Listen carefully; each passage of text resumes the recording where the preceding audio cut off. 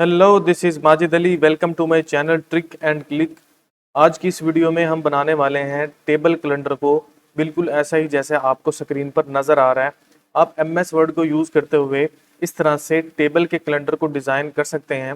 इसके लिए मैक्सिमम हमें 6 से 7 स्टेप को फॉलो करना पड़ेगा और हम इस तरह का कैलेंडर बना सकते हैं जिस तरह का आपको स्क्रीन पर शो हो रहा है। अगर आप चैनल पर न्यू आए हैं तो मेरे चैनल को सब्सक्राइब कर लीजिए और फेसबुक के पेज को फॉलो कर लीजिए ताकि आने वाली हर वीडियो आप तक इन टाइम पहुंच सके। इसको हमने किस तरह से बनाना है, आइए इसको स्टेप बाय स्टेप स्टार्ट करते हैं। सबसे पहले हमने एमएस वर्ड के डॉक्यूमेंट को ओपन कर लेना है। ओपन करने के बाद जो पहला काम हमने करना है, हमने इसकी ओरिएंटेशन को चेंज करना है। उसके लिए हम चले जाएंगे पेज लेआउट में। पेज लेआउट में जाने के बाद हमारे पास पेज सेटअप के नाम से एक ग्रुप है, वहां पर हमने ओरिएंटेशन में चले जाना है और इसका जो ओरिएंटेशन है उसको हमने चेंज करना है लैंडस्केप में। जैसे ही लैंडस्केप पर क्लिक करेंगे तो हमारे पास लैंडस्केप में पेज है वो ऑटोमेटिकली रोटेट हो जाएगा।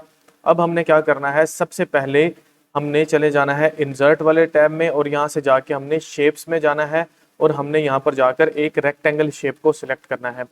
डिज़ाइन बनाने के लिए सबसे पहले हम क्या करेंगे, उसको ड्रैग करेंगे हमारे पेज के बिल्कुल लेफ्ट साइड पर कुछ इस तरह से, जैसा कि मैंने इसको स्क्रीन के ऊपर ड्रैग किया। उसके बाद हमने उसको सिलेक्ट कर लेना है, ये जो शेप हमने ड्रॉ की हुई है। फिर हमने चले जाना है मेन्यू बार में शेप फॉर्मेट पे। जैसे ही आप इसके ऊपर क्लिक करेंगे तो एक एक्स्ट्रा टैब आपको यहाँ पर शो होगा शेप फॉर्मेट के नाम से। यहाँ पर सबसे पहले आपने जाना है शेप फिल में। शेप फिल में जब आप जाएंगे तो बिल्कुल सेकंड लास्ट ऑप्शन आपको मिलेगा ग्रेडियंट के नाम से। यहाँ से आपने कोई भी कलर जो आपको सूटेबल लगे ग्रेडियंट का, डिफरेंट इसके अंदर कलर्स हैं। अगर आप मोर ग्रेडियंट्स में जाएंगे तो इससे भी ज़्यादा आपको मिल जाएंगे। जो आपको सूटेबल लगे उसको जाके आपने सिलेक्ट कर लेना है। सिलेक्ट करने के बाद आपने चले जाना है शेप आउटलाइन में और यहाँ से जाके आपने नो आउटलाइन को सिलेक्ट कर लेना है। अब हमने दोबारा से जाना है इंसर्ट वाले टैब में। यहाँ पर हमने जाना है शेप्स में। शेप्स में जाने के बाद हमने ओवल जो है उसको सिलेक्ट करना है और बिल्कुल पेज के दरमियान में जाके हमने एक ओवल जो है शेप उसको हमने ड्रॉ कर देना है, बिल्कुल ऐसे जैसे मैंने स्क्रीन पर इसको ड्रॉ किया। अब आपने क्या करना है, आपने इसके जो है वो फिर से शेप के फॉर्मेट में जाना है। शेप के फॉर्मेट में जाने के बाद आपने यहाँ पर जो शेप फिल है यहाँ पर जाके इसका कोई कलर जो है वो आपने रख लेना है। मैं यहाँ से ये वाला कलर जो है इस कलर को सिलेक्ट कर लेता हूँ। उसके बाद फिर हमने क्या करना है, इसकी आउटलाइन को ख़त्म करना है। उसके लिए शेप आउटलाइन में चले जाएंगे और नो आउटलाइन को सिलेक्ट कर लेंगे। अब हमने इसकी एक कॉपी बनानी है। उसके लिए हमने कंट्रोल सी फॉर कॉपी और फिर से कंट्रोल वी फॉर पेस्ट हमने प्रेस करना है और इस ओवल को हमने कर लेना है छोटा और बिल्कुल इसके मिड में हमने इसको लेके आना है। उसके पहले हम क्या कर लेते हैं, इसका कलर जो है वो थोड़ा सा चेंज कर लेते हैं। इसके कलर को हम वाइट कर लेते हैं ताकि इसकी जो डिजाइनिंग है वो थोड़ी सी हमसे फिट हो सके। इसको सेट करने के बाद जो हमारे पास पहले हमने जो बड़ा ओवल लिया हुआ था उसको सिलेक्ट करें और चले जाएं शेप आउटलाइन में। सबसे पहले जाके इसकी जो आउटलाइन है उसको हमने रिमूव करना है, नो आउटलाइन कर देना है। जो ऊपर वाला हमारे पास हमने ओवल लिया हुआ है इसके ऊपर भी जाएं और इसकी भी हमने जो आउटलाइन है उनको ख़त्म कर देना है। और जो नीचे वाला हमारे पास ओवल है इसको आप सिलेक्ट करें और शेप फिल में चले जाएं और आप चले जाएं ग्रेडियंट में। ग्रेडियंट में जाने के बाद आप इसकी भी ग्रेडियंट स्टाइल जो है उसको सिलेक्ट कर लें। सिलेक्ट करने के बाद फिर हमने एक और काम करना है, हमने फिर से चले जाना है शेप आउटलाइन में। यहाँ पर जाना है ग्रेडियंट में और ग्रेडियंट में जाने के बाद मोर ग्रेडियंट में जाना है और यहाँ पर हमारे पास राइट साइड पर जो शेप फॉर्मेट है उसकी एक विंडो अपेयर हो जाएगी। यहाँ पर जाके हमने क्या करना है, ट्रांसपेरेंसी है, जो ट्रांसपेरेंसी है इसकी उसको हमने इंक्रीज करके तकरीबन 30 के ऊपर ले जाना है। जैसे मैं यहाँ पर सेट कर रहा हूँ, हमने इसको कर लेना है 32 सेट करने के बाद आपने क्या करना है जी, इस विंडो को क्लोज कर देना है। जैसे आप इसको क्लोज करेंगे तो इसकी ट्रांसपेरेंसी जो है वो 30 तक हमें मिल जाएगी। अब हमने क्या करना है, हमने ये जो हमारे पास मिड में हमारे पास हमने जो ओवल लिया हुआ है, बिल्कुल जो स्मॉल ओवल है इसके अंदर हम जाके इसके अंदर कोई भी कलर सेट कर लेंगे जो भी हमें सूटेबल लगे। उसके लिए हम चले जाते हैं शेप फिल में और जो कलर आपको इसके लिए सूटेबल लगता है आप उसके लिए वो वाला कलर जो है वो सिलेक्ट कर लें। वहां से जाके हमने शेप्स के ऊपर जाना है। शेप्स पर जाने के बाद हमारे पास सबसे पहला ऑप्शन है टेक्स्ट बॉक्स के। टेक्स्ट बॉक्स को हम सिलेक्ट करेंगे और जाके इसको ड्रैग कर देंगे बिल्कुल अपर साइड पर। यहाँ पर जाके हम लिखते हैं यहाँ पर 2023। उसके बाद हमने क्या करना है, इसका जो कलर है या इसका जो फॉन्ट स्टाइल है वो हम चेंज कर लेते हैं। जाके इसका फॉन्ट स्टाइल जो है हम कर लेते हैं थोड़ा सा चेंज और इसका कलर हम कर लेते हैं वाइट।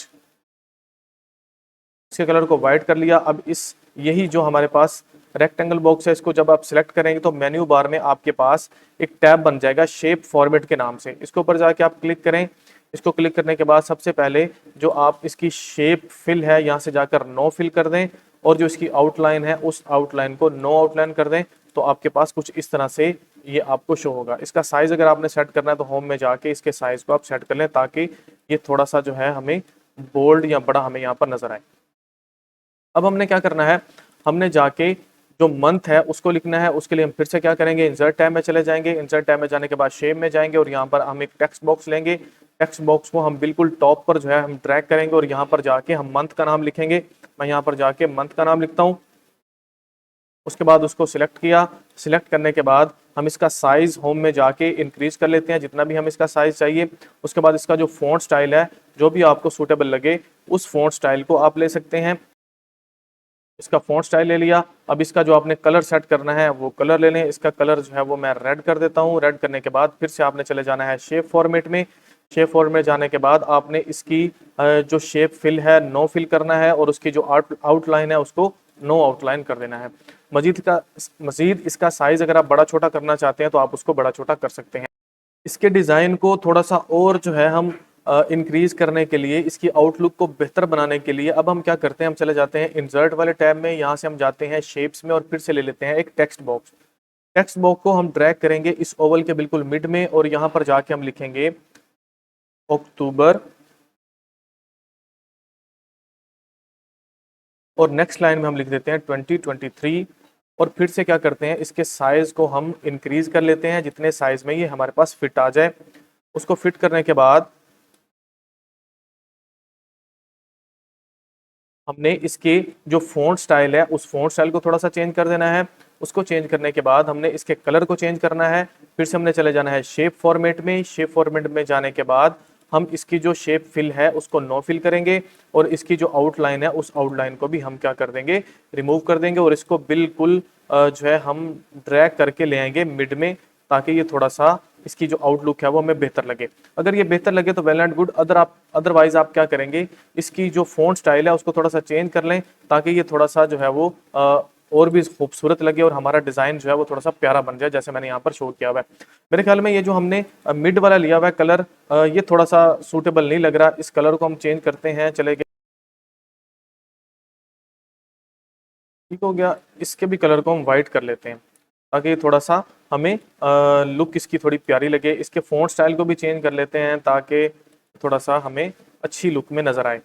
मजीद इसके अंदर अब हमने क्या करना है, हमने इंसर्ट में जाना है और टेबल को इंसर्ट करवा देना है। इंसर्ट टेबल में जाएंगे तो हमारे पास डायलॉग बॉक्स अपेयर होगा। यहाँ पर हमें 7x7 का एक टेबल जो है वो इंसर्ट करवाना है और प्रेस कर देना है ओके। जैसे ही हम इसको प्रेस करेंगे तो हमारे पास 7x7 का एक टेबल जो है हमें मिल जाएगा।